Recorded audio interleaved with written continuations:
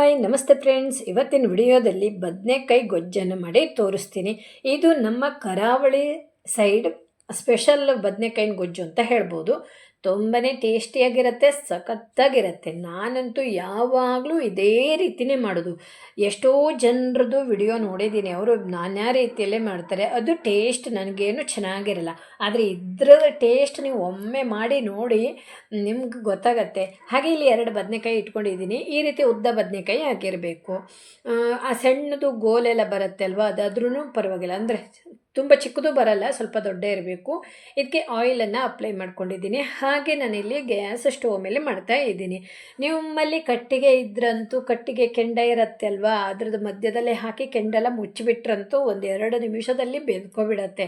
ಅದು ಇನ್ನೂ ಬೇರೆ ಟೇಸ್ಟ್ ಕೊಡುತ್ತೆ, ಇನ್ನೂ ತುಂಬ ಚೆನ್ನಾಗಿ ಟೇಸ್ಟ್ ಕೊಡುತ್ತೆ. ನಾನು ನಮ್ಮ ಮನೇಲಿ ಅದೆಲ್ಲ ಇಲ್ಲಲ್ವಾ, ಹಾಗಾಗಿ ನಾನು ಸ್ಟೋವಲ್ಲೇ ಮಾಡ್ತೀನಿ. ಹಾಗೆ ಇದಕ್ಕೆ ಒಂದು ಕಬ್ಬಿಣದ್ದು ಈ ರೀತಿದು ಸಿಗತ್ತೆ, ನಾನು ಮಾಡ್ತಾ ಇದ್ದೀನಿ ಅಲ್ವಾ. ಇದಕ್ಕೆ ಕಬ್ಬಿಣದ್ದು ಸರಳ ಇರುತ್ತೆ. ಇದು ಮಾರ್ಕೆಟಲ್ಲಿ ಸಿಗತ್ತೆ, ಒಂದು 100 ರೂಪಾಯಿ ಒಳಗಡೆ ಸಿಗತ್ತೆ. ತಂದಿಟ್ಕೊಂಡ್ರಂತೂ ಈ ರೀತಿ ಬದನೆಕಾಯಿ ಸುಡಲಿಕ್ಕೆಲ್ಲ ಚೆನ್ನಾಗಿರುತ್ತೆ. ಹಾಗೆ ಈ ರೀತಿ ಎಣ್ಣೆ ಹಾಕ್ಕೊಂಡಿದ್ದೀನಿ ಅಲ್ವಾ, ಬದನೆಕಾಯಿಗೆ ಮೇಲೆ ಕೆಳಗೆ ಮಾಡಿ ಸುಡಬೇಕು. ಒಂದು 10 ನಿಮಿಷ ನಿಂತ್ಕೊಂಡೇ ಮಾಡಬೇಕಾಗತ್ತೆ. ಆ ಕಡೆ ಈ ಕಡೆ ಮಾಡ್ತಾ ಇರಬೇಕು. ದೊಡ್ಡ ಫ್ಲೇಮು ಇಡಬೇಕು, ಕಡೆಗೆ ಚಿಕ್ಕ ಫ್ಲೇಮ್ ಇಡಬೇಕು. ಈ ಥರ ಮಾಡಿ ನಾವು ನಿಧಾನವಾಗಿ ಇದನ್ನು ಬೇಯಿಸಬೇಕು. ಹಾಗೆ 1 ನಿಮಿಷ ಹಾಗೆ ಸಣ್ಣ ಫ್ಲೇಮಲ್ಲಿ ಇಟ್ಟು 1-2 ನಿಮಿಷ ಆ ಕಡೆ ಈ ಕಡೆ ನಾವು ಹೋಗ್ಬೋದು, ಬೆಂದ್ಕೊಬಿಡತ್ತೆ ಬೇಗ. ನೋಡಿ, ಇದು ಬೆಂದಿದೆ ಅಲ್ವಾ, ಅದ್ರದ್ದು ಬಾಲದ ಕಡೆನೂ ಚೆನ್ನಾಗಿ ಬೇಯಿಸ್ಕೋಬೇಕು, ಎಲ್ಲ ಕಡೆನೂ ಚೆನ್ನಾಗಿ ಬೇಯಿಸ್ಕೋಬೇಕು. ಹಾಗೆ ಇದಕ್ಕೆ ಒಂದು ದೊಡ್ಡ ಈರುಳ್ಳಿ ತೊಗೊಂಡಿದ್ದೀನಿ, 2 ಹಸಿಮೆಣಸಿನಕಾಯಿ ತೊಗೊಂಡಿದ್ದೀನಿ. ಹಾಗೆ ಕೊಬ್ಬರಿ, ಅಂದರೆ ಕೊಬ್ಬರಿ ತುರಿ, ಇವಿಷ್ಟು ಬೇಕು. ಓಕೆನಾ, ಚೆನ್ನಾಗಿ ಮಿಕ್ಸ್ ಮಾಡ್ಕೋತೀನಿ. ಹಾಗೆ ಸ್ವಲ್ಪ ಉಪ್ಪು ಹಾಕ್ತೀನಿ. ಎಷ್ಟು ಉಪ್ಪು ಟೇಸ್ಟಿಗೆ ಎಷ್ಟು ಬೇಕೋ ಅಷ್ಟು, ತುಂಬ ಉಪ್ಪು ಆಗಬಾರ್ದು. ಈ ರೀತಿ ಒಂದು ಸಲ ಮಾಡಿ ನೋಡಿ ನೀವು, ತುಂಬಾ ಸಖತ್ತಾಗಿರುತ್ತೆ, ತುಂಬ ಟೇಸ್ಟಿಯಾಗಿ ಇರುತ್ತೆ, ಘಮನೂ ಕೂಡ ಚೆನ್ನಾಗಿರುತ್ತೆ. ಇದ್ರದ್ದು ಸಿಪ್ಪೆಯನ್ನು ತೆಗಿಬೇಕು, ನಿಧಾನವಾಗಿ ಸಿಪ್ಪೆಯನ್ನು ತೆಗಿಬೇಕು. ಹೇಗೆ ಅಂದರೆ, ಇದಕ್ಕೆ ನಾವು ಎಣ್ಣೆ ಹಚ್ಚಿರ್ತೀವಿ ಅಲ್ವಾ, ಹಾಗಾಗಿ ಇದು ಬೇಗ ಬಂದುಬಿಡತ್ತೆ.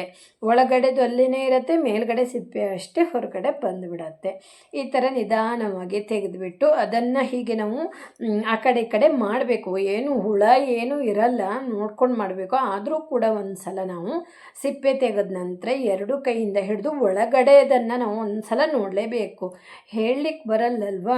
ಈಗ ಒಂದು ಬದನೆಕಾಯಿಗೆ ಹೋಲು ಏನೂ ಇರಲ್ಲ, ಆದರೂ ಕೂಡ ಒಳಗಡೆ ಕೆಲವೊಂದು ಹುಳ ಮನೆ ಮಾಡ್ಕೊಂಡಿರತ್ತೆ ಅಲ್ವಾ, ಹಾಗಾಗಿ ನೋಡ್ಕೋಬೇಕು. ಸಾಧಾರಣವಾಗಿ ಇರಲ್ಲ, 99% ಇರೋದೇ ಇಲ್ಲ ಚೆನ್ನಾಗಿರುವ ಬದನೆಕಾಯಲ್ಲಿ, ಆಯಿತಾ. ಅದಕ್ಕೆ ಚೆನ್ನಾಗಿರುವ ಬದನೆಕಾಯಿಯನ್ನೇ ನೋಡಿ ಆರಿಸ್ಕೋಬೇಕಾಗತ್ತೆ.